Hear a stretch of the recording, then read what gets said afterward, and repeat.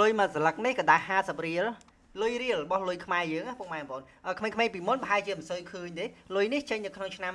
2002ខែ8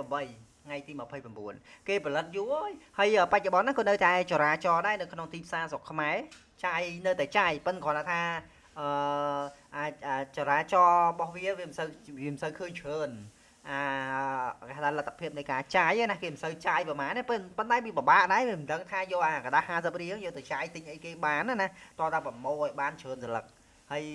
ដាក់លក់ខ្លះវិញឃើញលុយ50នោះអត់ចង់យកទេប៉ុន្តែលុយហ្នឹងគឺគេនៅចាយពីព្រោះនៅក្នុង page របស់ធនាគារជាតិនៃកម្ពុជាប្រកាសឲ្យដាក់នៅប្រើទេថាដាក់ឲ្យប្រើជាផ្លូវការណាអត់តាន់បានធ្វើការលុបចេញទេនៅក្នុង page របស់ធនាគារ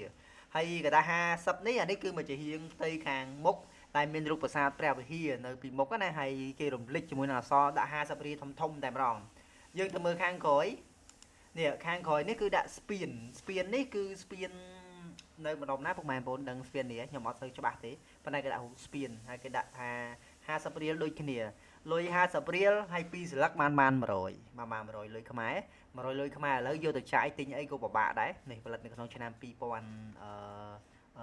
ដែលគេដាក់រូបនេះឆ្នាំផលិតហ្នឹងណាអូខេមួយទៀតយើងទៅមើលកដា100វិញម្ដង